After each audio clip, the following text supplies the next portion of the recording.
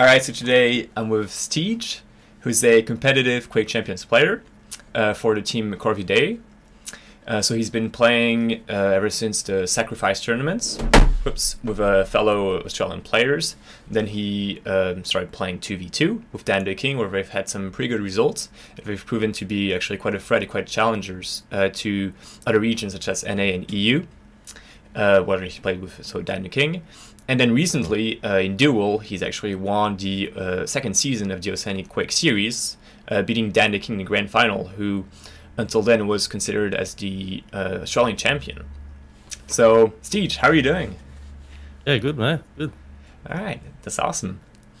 So, the question that I always start with is the origin of the nickname. So, where does the name Steej come from? Yeah, I knew this one's coming. Yeah, this one was like way back when I was young and playing all those RPG games. I think it was like our game Maple Story. All right. I don't know if you're familiar with that. I've heard of it. Yeah, I remember having this, seeing this like max level guy, and that was his name. And I don't know why, but I just remembered that ever since. It was like probably when I was like 10, 12 years old or something. And then when I was trying to create a new name when I was like 16 or 17, that's the first thing I thought of. So I just like put it in, and I've just had it ever since then. All right, awesome. So nothing too special. It's just, yeah, I thought it was like a weird name, and I guess that's why it stuck with me. Okay, I get that. So now regarding FPSs and Quake, how did you start playing shooters, and which games did you start with? What got you basically where you are today with Quake Champions?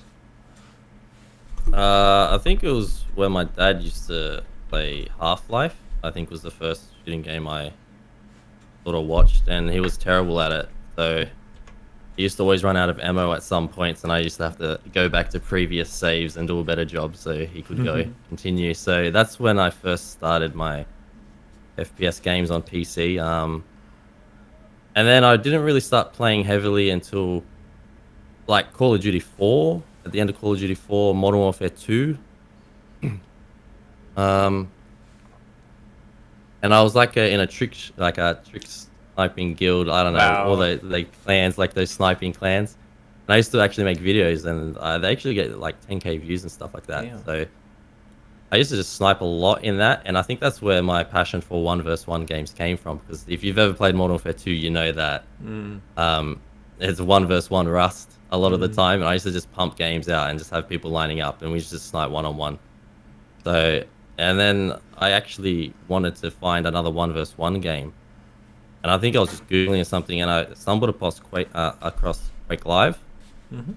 All those frag moves from like Strengths, Cooler, Rapha, and all that. So, and I'm like, wow, that's actually pretty cool. So I downloaded it, and I was terrible, as everyone is, and I kept playing on and off for probably 2-3 years.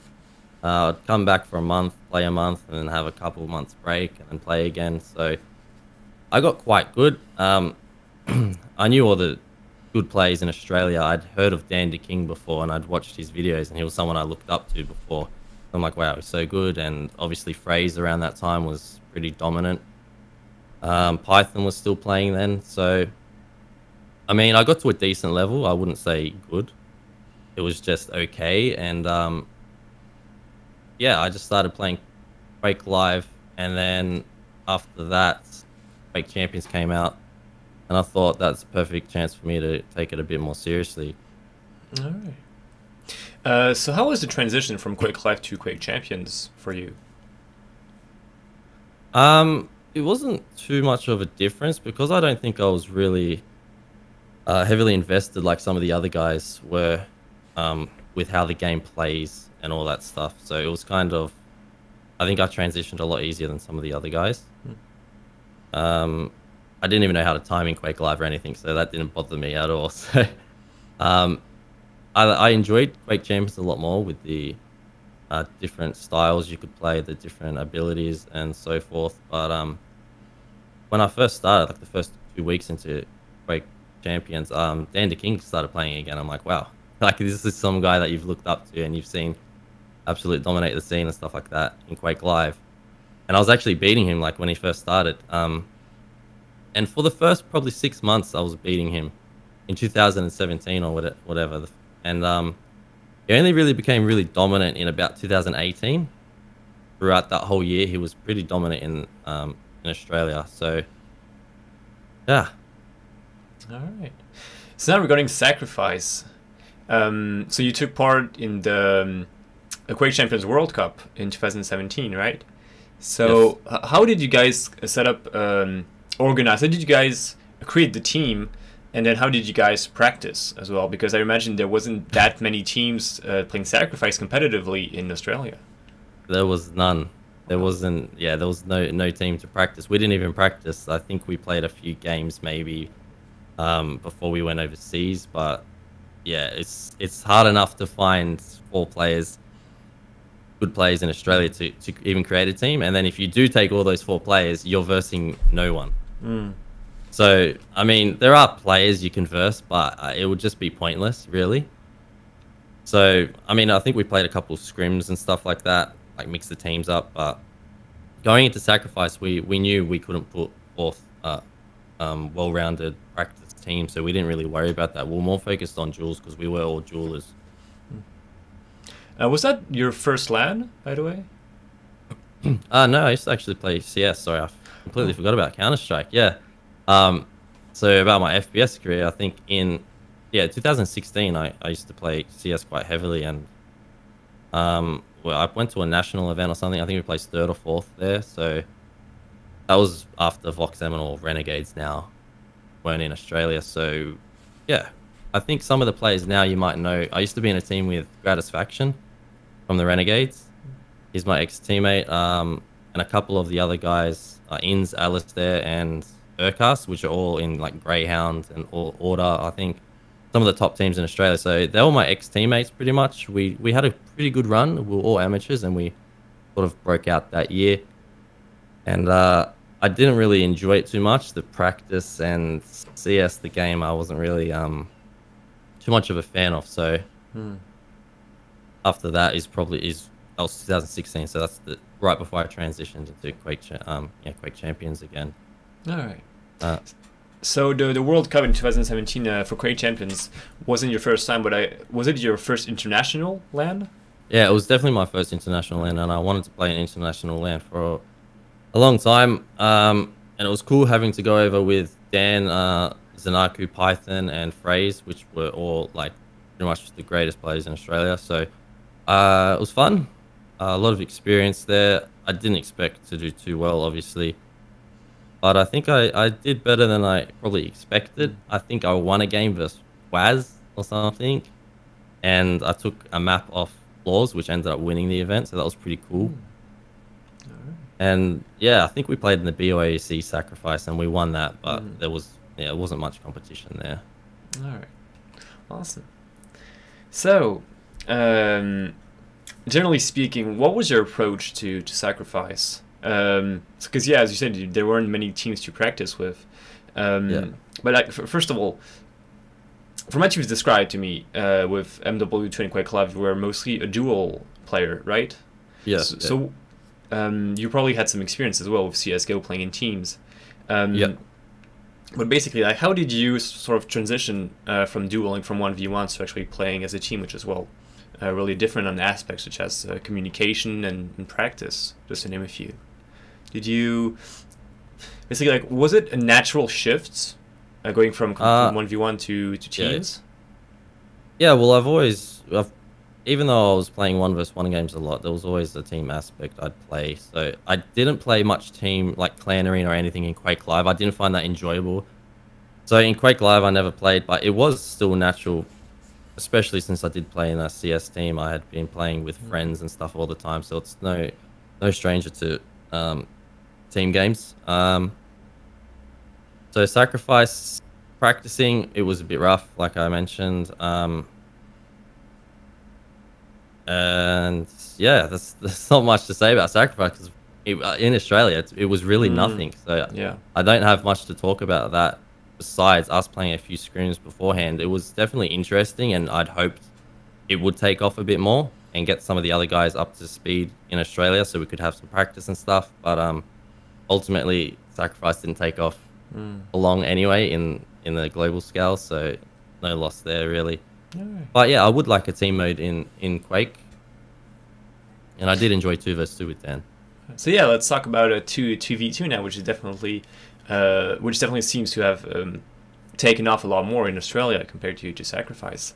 So first of all, the decision of you to play with Dandaking, how did that come along? Did you guys were good friends, or what made you play together at first? Because there are some other great players in Australia. Well, we just got along real well compared to most of the other guys. Dan was playing a lot and I was playing a lot as well, and we naturally just dueled a lot together because we were probably our biggest competition, so it was good practice for us both, and we were on Discord every night and stuff like that. So it was sort of natural just to team up with him. I did play a few previous tournaments, like one-day cups and stuff with Zanaku, and we actually did well. I think we won most of them. At that time, Phrase was teamed up with Python for a little bit, and they were quite strong. And yeah, so me and Dan just dueling a lot. We naturally just teamed up for 2v2. We felt we were the two strongest players in Australia, and if we were to compete overseas, you'd want the two strongest players. So yeah, that's how we started to team up. We had a little bit of competition with Zanaku. There'd been 3 strong players in Australia, which is me, Dan, and Zanaku for a long time. There are a lot of players now that are coming up and dipping their toe in the top tier, but ultimately it's been 3. So he had to team up with someone that was not top tier, but he'd actually gotten pretty good. So they could take games off us, but I think towards the end, when 2v2 started, we started competing overseas and stuff, I think we sort of got away from them. So it was not much practice in terms of that 2v2 as well. But definitely better than the 4v4 situation. So a lot of the players that I interviewed regarding 2v2, such as FaZe or Sirius, Fanger, a lot of them told me that they really had to adapt to their teammates, and that they really improved through knowing their teammate better, through really through communication. That's something that a lot of players mention, and really getting to know who they are playing with and knowing their weaknesses through their teammate.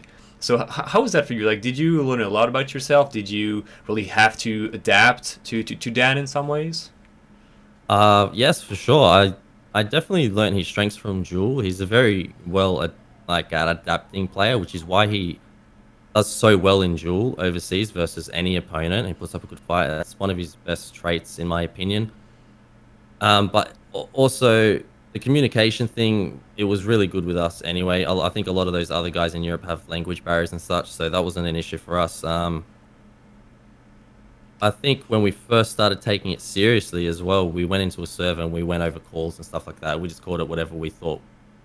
We practiced that, and that actually helped a lot. But adapting to him playing as teammate, I think that is true. What the other guys were saying, that you got to really adapt to their strengths. So it took some time for us, but we knew that we had strong aim, and we really tried to focus on that.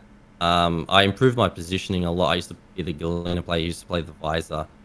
So we'd work together like that. We had our own little strategies, probably different to the rest of the world, that we just made up strategies that we thought that's how we should play it. Whether it's right or wrong, we're just going to go with it. And yeah, so we ended up working pretty well together as a team all around. All right. So do you feel like 2v2 helped you improve in Duel? It's hard to say. I think it definitely improved my aim just because how much you're shooting and stuff like that. I think that has definitely improved my aim, and timing probably, because you have to be pretty strict on timing in twos, and you don't want to let your teammate down as well. And you may be on one side of the map and have to tell him, so there's probably a bit more pressure to perform, I guess. But all around, it plays like a duel a little bit, 2 versus 2. It's kind of similar, so I'd say in some ways yes, but ultimately I don't think too much. So what did you think of the game mode regarding 2v2 as a whole? It was fun to watch. It's exciting to play. I really enjoy it, and for Australians, it's good because we can supply 2 characters. I mean, two players, no worries. So I enjoy it. I wish it came back, because if there is another team mode, it's probably going to be 4-player based, and we're not going to be able to compete. And me and Dan were actually improving more and more every tournament. I'd like it to come back. I think it's fun to watch as well. So looking back at the tournaments that you took part in with Dan in 2v2, are you satisfied with the results, or do you think there are some things that you could have improved, that you could have done better to get further in those 2v2 tournaments? For sure. I think we're notorious to having close games with people. So when in our first tournament where we did really well, I think it was Tours, and we almost took down, I think, Cyber Fight. It was the last map, like last frag or something. I think we were on 49, they were on 48. We ended up losing from there. We've also had close games with Cypher and Avic. So there's definitely little things we could have improved, and we were learning them. So yeah, I think for sure we could have become a lot stronger, and we were becoming a lot stronger.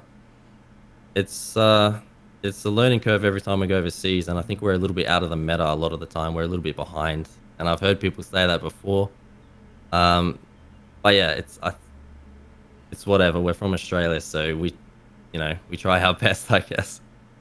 So when you're talking about being out of the meta, are you talking like in strategy, in team strategy, or actually in team composition with which champions are picked? I think team composition for sure.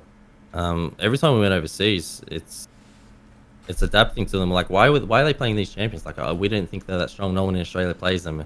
We don't have any experience playing against them. We're not clutch players, me and Dan.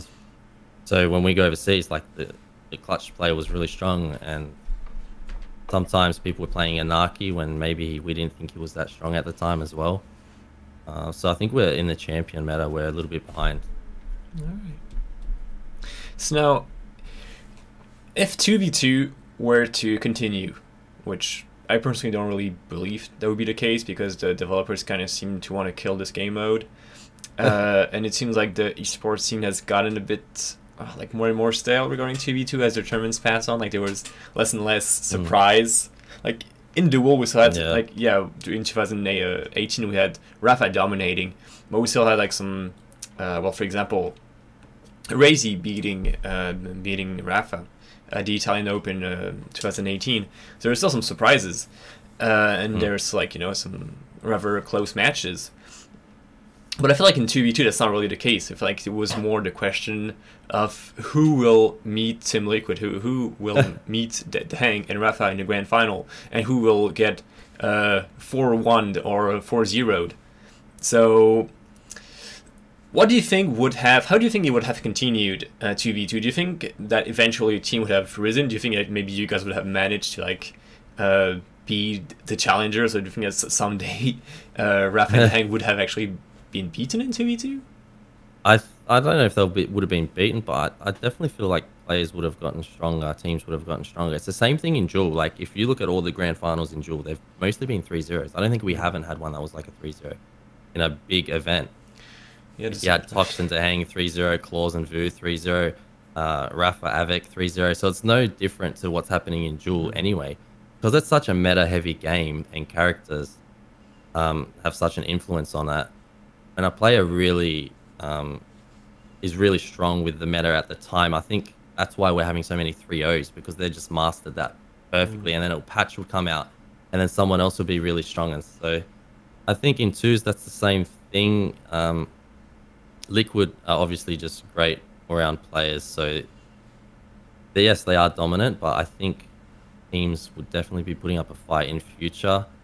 I don't know if they'll be beating them, but I don't think it would be that one-sided. We'd already tell teams were getting better and better, and if there was more support, I think there would also be more motivation for players. All right. So now let's say that there's CTF instead. How do you think you would approach CTF if it were the competitive team game mode? For example, first of all, with teams. So I got to talk about this with Mig05, and what he told me is that they could, Australian players could build up like an all-star team with the 4 best Australian players, but they basically, like, just like in Sacrifice, have nobody to play against. So do you think that would be the case? Do you think that maybe some players would rise and would be interested in playing CTF competitively? Within Australia? Or just, yeah. In Australia, yeah. Yeah, it's It's hard to say. We could build an all-star team. I guess it would probably be me, Dan, Zanaku, and Python maybe, or Danny is another guy that's pretty good. Yeah, but we would have no one to verse. We could build it up. I don't think people would get good enough to even compete.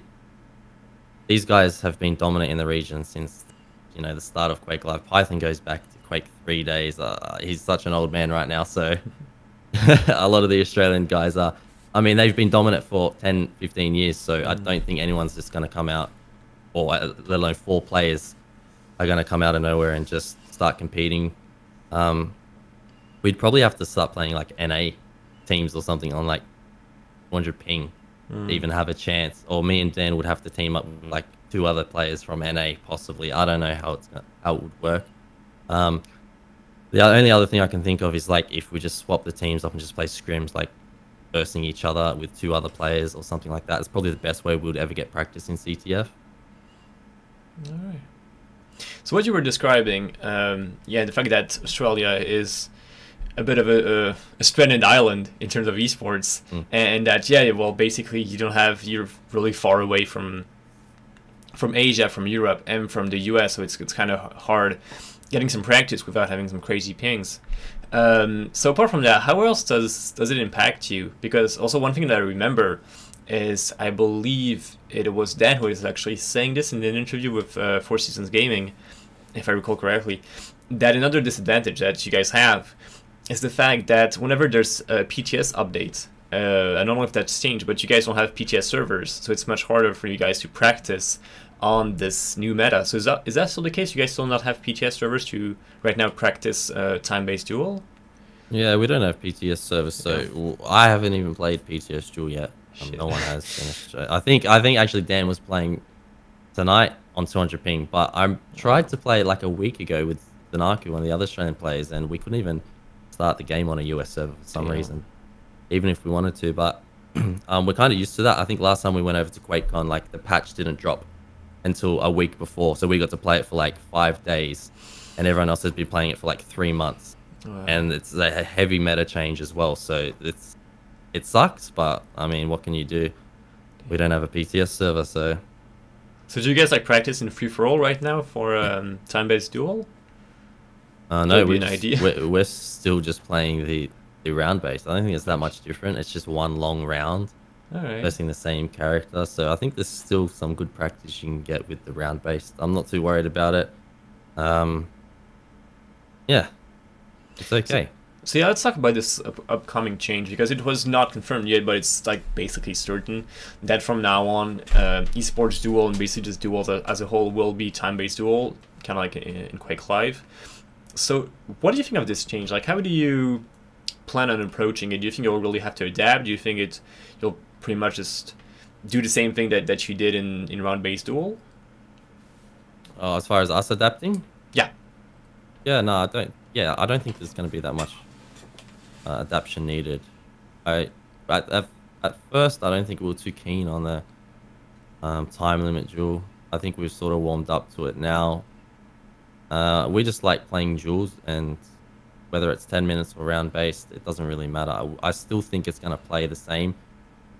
From the streams I've watched, a lot of the American guys and European guys, they're a bit more loose with throwing deaths away, which I don't think is quite how you're meant to be playing. So people, yeah, they can sort of spend their kills to get back into control. That's the only difference I've noticed. But I think in the tournament games, it's going to be a lot like Quake Live, how low scoring games, maybe 1 or 2 frags and stuff like that. People are going to be playing a lot more safe. But yeah, I'm open to 10-minute duels. No worries. Are there some players that you think will benefit from this change, or and players that will maybe be nerfed by this by the time-based Duel? Probably not. I think that maybe the better players will get better, the worst players will get worse. That's how I feel it's going to happen, because it is one long round, and like I said, some of the more inexperienced guys will maybe crack a bit and throw away a couple more lives than some of the old school Quake Live players possibly. And I think they're just going to be a lot more solid in playing a 10-minute round than some of the other guys. So I think it's going to remain the same. Rapha will probably still win everything. But yeah, I think that it's just going to be the same, maybe a little bit different. But I think the better players are going to get better, the worse are going to get a little bit worse. That's how I feel. All right, so talking about Rapha and basically the competition that he'll have in 2019, 2020, who do you think will be the Rapha challengers? Who do you think has the potential to beat Rapha? Yeah, well, it's hard for me to say because I haven't played too many players overseas, and yeah, because we don't get to play much, it's hard to see what level everyone's at, and it's hard to see the improvement. So some of the guys I have no idea about, apart from watching a stream maybe. I'd say the Maestro guys should be putting up a good competition versus him, because I know they've been practicing a lot harder than anyone else. Some of the other guys are just coming back now, like Cooler, and they probably don't look as good as they used to. Did probably you get just to getting watch back into it. Yeah, did you get to watch the Razy versus Cooler final of the Z Live series? The second Z Live series? I briefly skipped through it, and it was not pretty. yeah, the 16 minutes grand final. Yeah, well, I think the Maestro guys have been boot camping and stuff like that. Yeah, so they have. Absolutely. I'd expect them to come through strong this year in this year's competition. They seem to be putting in a lot more work than anyone else. So if there's anyone, I'd say probably Razy. Yeah, I'd say the same thing. Absolutely. Yeah, and I feel like the fact that he's actually already beaten Rapha definitely like plays a lot in the mental game. I don't feel like it really affects Rapha. I feel like nothing affects Rapha's mental game, but I feel like some players, like, for example, I've got a lot of respect for Avik, but I feel like Avik will never beat Rapha. Like, I think that's impossible. And even if you don't consider the history of the two players with Rapha being dominant against Avik, I feel like just simply from that DreamHack Winter 2018 Grand Final with Rapha stomping Avik, I feel like a player such as Avik can't like go over this in a way. You see what I'm saying? That like, for example, I've been beaten so much, like I'm not gonna win again. But I feel like Razy doesn't have this. Razy has already beaten Rapha in the Grand Final, coming from the lower bracket. So I feel like that plays a lot in the mental side. So that's why I think that he's, yeah, I feel like Razy is a great player. I just feel like he's quite inconsistent. Like, for example, in DreamHack Winter 2018, I don't think we saw a single match from him. I feel like he lost very early against some players that he would usually beat. So, I mean, who else is there? There's Xeron. I never know how to pronounce his name. Yeah. But like, he's also a real good player, but I feel like his land duel results are pretty poor. Then there's Cooler, but I don't know. I don't see Cooler. And then there's Cooler. Yeah, you can't underestimate Cooler. He's always going to show up, and he's always going to make sure he's in form. He puts in a lot of work when tournaments come around. And like you said about Avik, I mean, maybe there are some players like that. I don't think that I think he can overcome Rapha, possibly. I know in his Quake Live days, I think he also got knocked out by Rapha like every tournament. A lot. And he got matched up against him a lot. So I think it's possible, but sometimes that's how it is. You know, you just have a player that it just has your number and he just counters you perfectly. Yeah. Sometimes, you know, they'll get beaten by a player you find easy, and that's just how it is. I think that's definitely a matchup between Avik and Rapha. But yeah, I think Razy's is it was really strong at the meta where it was ability based, heavily ability based. But he's come back into this meta as well, and he's also proven to be really strong. So I'd say he is consistent. Absolutely. Yeah, I feel like Razy's weakness, maybe to be more accurate, is that he takes quite a lot of time to adapt to the meta, which isn't the case for players just as Rapha and the Hank, who immediately find what works and make it work, make it as efficient as it can be. And I feel like that's maybe not really the case for Razy, but I feel like, as you said, he really got used to, because we've been practicing so much. So I definitely think that he's a top contender. Then there's also, of course, Cypher and Claws. So yeah, Cypher hasn't had that many good results in Quake Champions. Like, he's had some really great online results. Well, I mean, when I'm saying his LAN results haven't been that good, I mean, like, compared to what it was at Quake Live, of course. Because I think he still got top 4 at DreamHack Winter 2017, for example. He's had some good 2v2 results, but like, he definitely hasn't been this dominant force, this like Rapha threat that he was in Quake Live.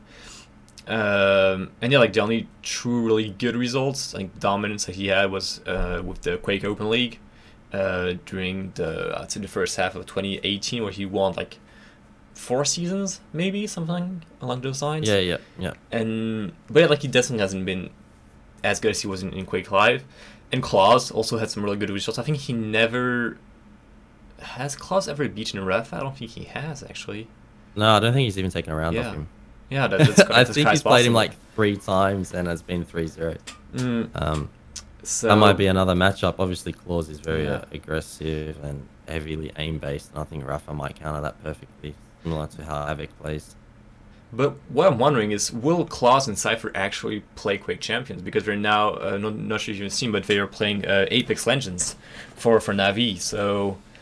Will they come back? Did you have any idea? You probably not really... If the rumors are true, I'd say no, unfortunately. Okay. And yeah, I think Cypher, like Rapha in the early days of Quake Champions, maybe hasn't found his footing yet, but he's still a very strong player. I mean, I've practiced with him overseas, and he's still very strong. So yeah, I think we're going to see a lot of players missing out in the upcoming tournaments. If the rumors are true, everyone's heard them, everyone knows about them. So, all right, so yeah, let's gossip. Let's talk about the rumors now. So the rumors, but I don't know if we're talking about the exact same rumors, but what I've heard is that, well, what Except said on stream, which is that the tournaments will be invitational only, with 10 European players and 10 NA players. And then there'll be a total of 5 tournaments. So QuakeCon 2019, and then there'd be a DreamHack, like I'm not sure which one he said, DreamHack Summer, or something like one of the DreamHacks in America. And then DreamHack Winter, then DreamHack Tours, and then it would finish up with QuakeCon 2020. And also, one of the details that is part of the rumor is that players would have, if they wanted to be invited and they accepted invitation to take part in this circuit of Quake Champions tournaments, they would have to, well, basically sign a contract that would stipulate that they cannot play any other games on a professional level.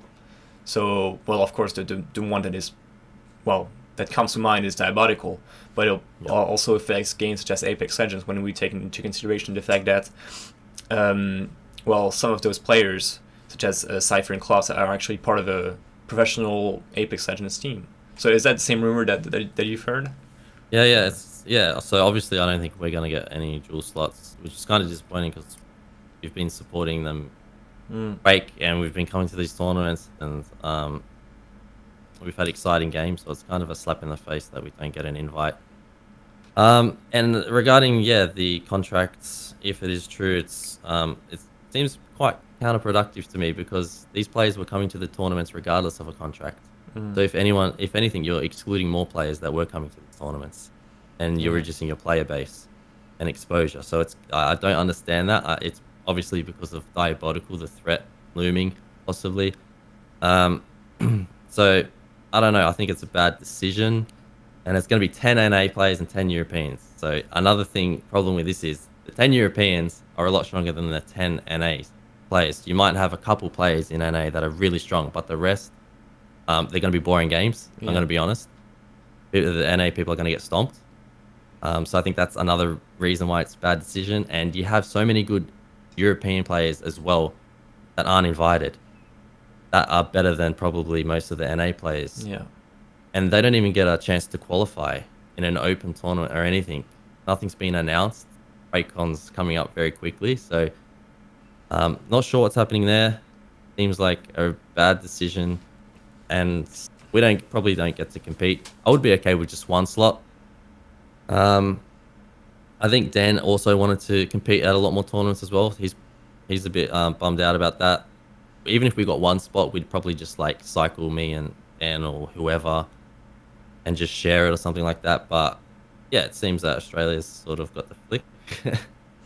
Yeah, well, I hope the rumors aren't true. Like, it seems like the more people I talk to, the more these rumors confirm themselves, but I still hope that it's I still hope that it's BS. But I guess we'll see. We'll see. Maybe just maybe only one tournament will be invitational only. But it definitely doesn't seem to make sense, because I feel like Quake has always been about this idea that it's 1v1, so that you can challenge anyone, that you can just like come up to a tournament, like put your own computer and then play against and have a chance at beating Rapha in a way, even though like this chance might be very slim. There's still that case. So I feel like locking the circuit, because also the thing is there aren't that many Quake players. Like if you compare it to League of Legends, Dota, CS:GO, where there are like millions of players. That's not the case with Quake. So an invitational only circuit makes even less sense, in my opinion. Yeah, I don't understand it. And even if they wanted a circuit, they should still have some open slots. So like if we wanted to come to QuakeCon, we could just fly over and have a chance at competing in the open tournament or whatever, to chance to qualify. But it seems to be a bit more about, if you're a streamer or something like that, maybe a bit more exposure. I don't think it's necessarily about having the best players, and I'm not exactly sure what they're after, but I'd be happy if it was just an open qualification that we could go through or something, even if we could play on 200 ping or whatever. Alright. So, what do you think would happen if these rumors turned out to be true and that there's absolutely zero spot for Australian players between 2019 and 2020? What do you think would happen in the Australian Quake community? How would that affect things? It would pretty much die, I think. Well, there would be no motivation to play. Like, why would we play in Australia if we know we can't compete? Like, we might play for fun, but we wouldn't take it serious. We wouldn't duel heavily. We wouldn't focus on improving or anything like that. There is an Australian tournament coming up, and that's the only reason we're playing now. But yeah, it kind of sucks that that's it. We probably won't play, and they're just pushing people away from them, it seems. I know they're worried about Diabotical, but they're pushing more people away, which doesn't seem logical to me. So if they're happy for the Australian community to go, then that's probably what's going to happen. I think if all the top players stop playing in Australia, it really will die. So it's unfortunate, but that's probably how it's going to go. So regarding Diabotical, from the people that you've talked to, how is the game being viewed in Australia right now? Like, are there a lot of hype around it? Do you think that a lot of people will transfer over to Diabotical once it eventually releases? I think in Australia, if the contract and all that stuff is happening, I think it will take off big time in Australia. There are already a lot of players that enjoy it and are playing it. And if we can't compete in Quake Champions, I think everyone's going to jump ship. Right. And I know Too Good's pretty supportive, and I think he's going to run some Australian tournaments. So good news for us. So if that happens, we would probably all just start playing Diabotical, and that's how it would be. I enjoy what I have played of it. Obviously, it still needs a bit of a polish, but I think yeah, it can definitely take off here, and I think it will take off here. Right. So apart from tournaments, what do you hope for from Diabotical? Or anything that you maybe felt Quake Champions needed and that you know will be in Diabotical, or that you hope will be in Diabotical? No, I'm pretty much just play for the competition. That's what I really enjoy. 1v1 aspect. The one thing that really frustrates me with the Quake Champions is the developers, or maybe the community managers, whatever. They're quite secretive. Nothing really gets announced. There doesn't seem to be much progress. Even if there is, they don't communicate too well. So that's kind of the only thing that gets frustrating. But other than that, I enjoy the game.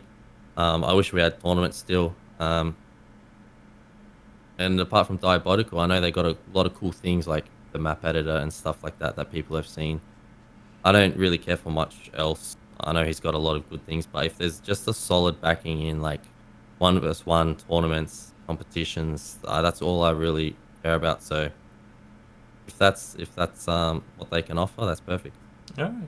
So what I've heard is that the game mode for Diabotical will be a mixture of 3v3 and 1v1, where basically it would be like 3v3 TDM, and then kind of like in Shoot Mania, well, not really, but sort of, two of the players would basically like 1v1 after the 3v3 TDM. So it would be both TDM and Duel.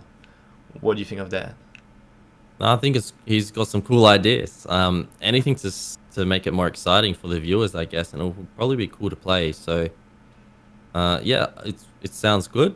There might be even team modes, but the 3-on-3, I don't know exactly how it's going to work. I've heard briefly, but it's still going to be 1 versus 1 as the main mode, just a bit more excitement in it. So yeah, it sounds good. All right, that's great. So let's talk a bit more about you.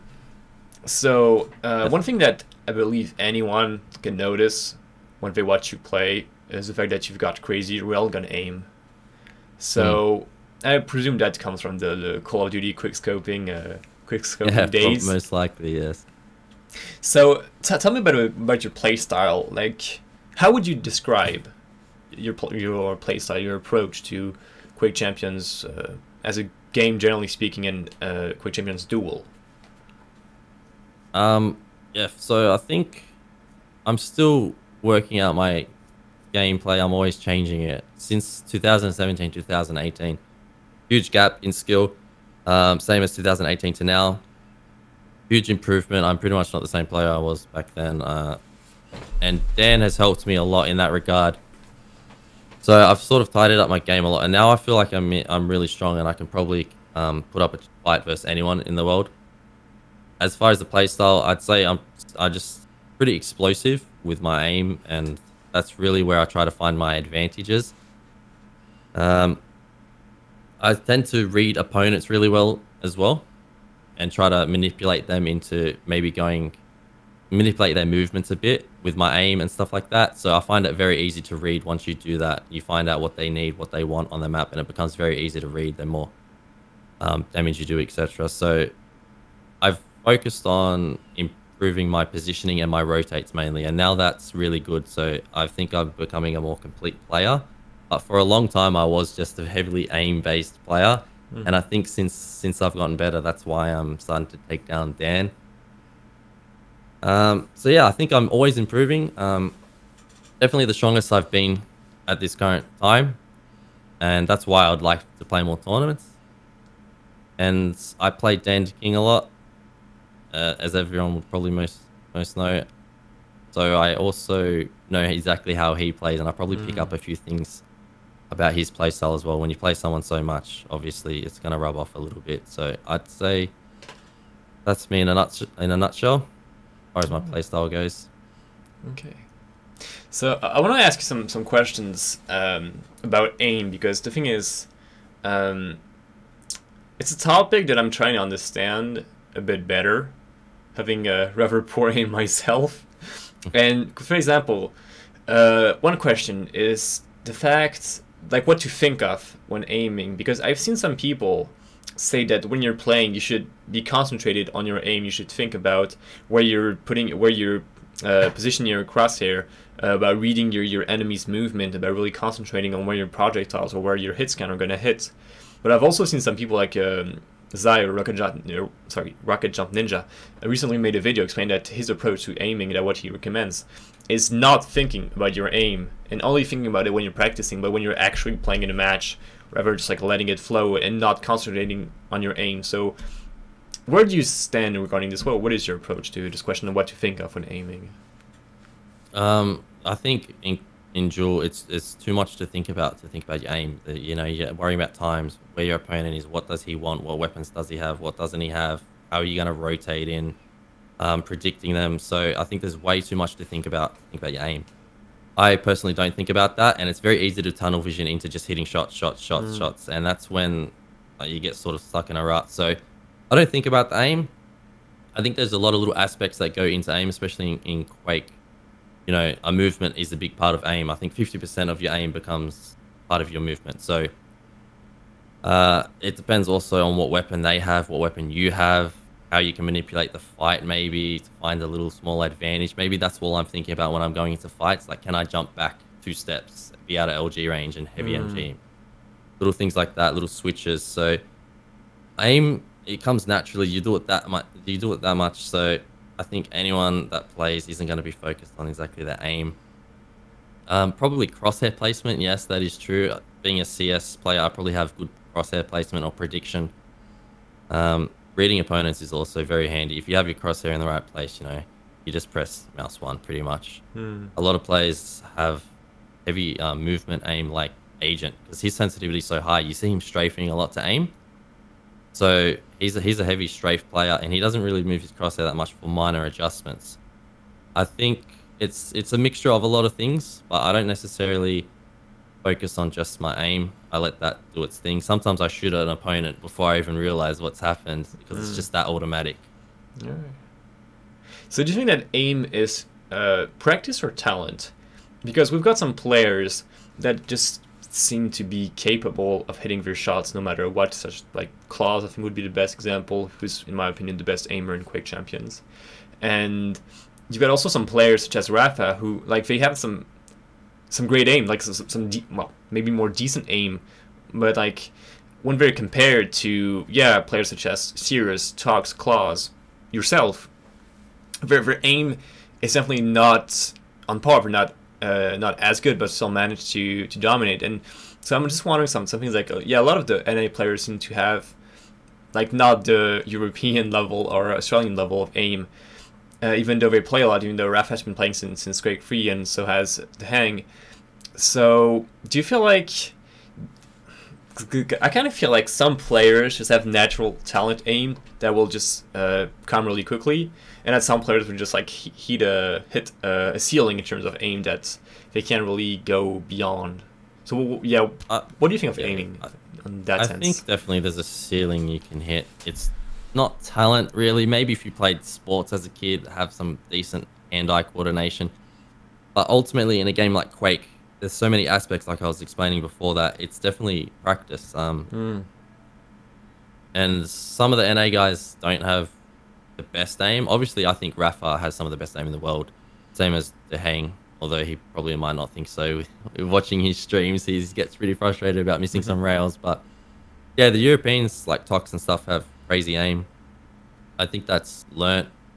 Obviously, some people are gonna reach different levels and stuff. So, yeah, I think it's definitely a practice thing for sure. So now let's talk about another little detail that I'm quite curious of.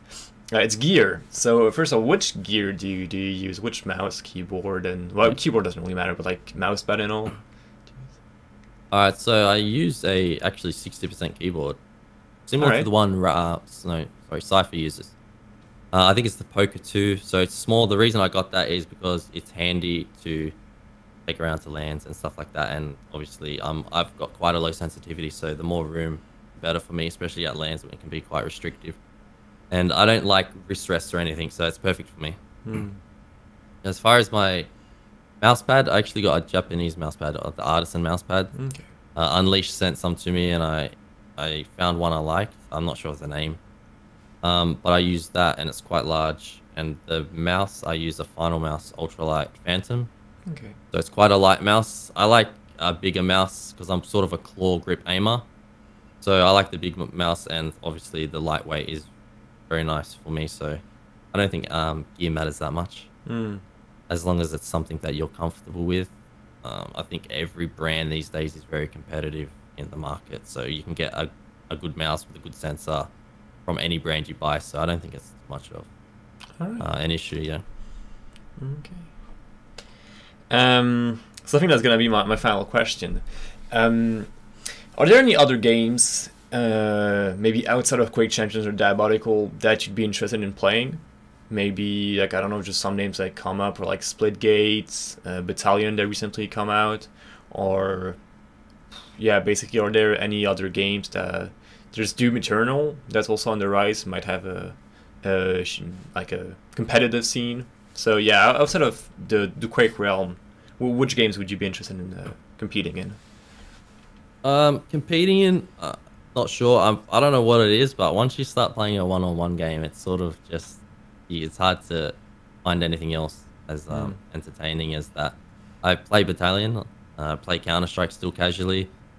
We pretty much play all games. Like me and Dan every night would be on Discord or something with a few of the other guys, and we play anything and everything. So as far as competing in, I'd probably try find a 1-on-1 game still. But Battalion's pretty cool. I used to play Call of Duty, like I said before, and Counter-Strike, so it's still in the realms of possibility, but I'd hopefully like to play Diabotical. I think that's the next logical step for me. So yeah. Alright, awesome. So before we close this interview, do you have any shout outs? Do you have any final words, anything you'd like to say? No, probably just thanks to Corvidae for still supporting us and Australian Quake. Probably Kawachi as well, which is an Australian player who is hosting a tournament and putting up his own money. I think it's about 10k worth. Coming up in August, so we still got a little bit going on here. Awesome.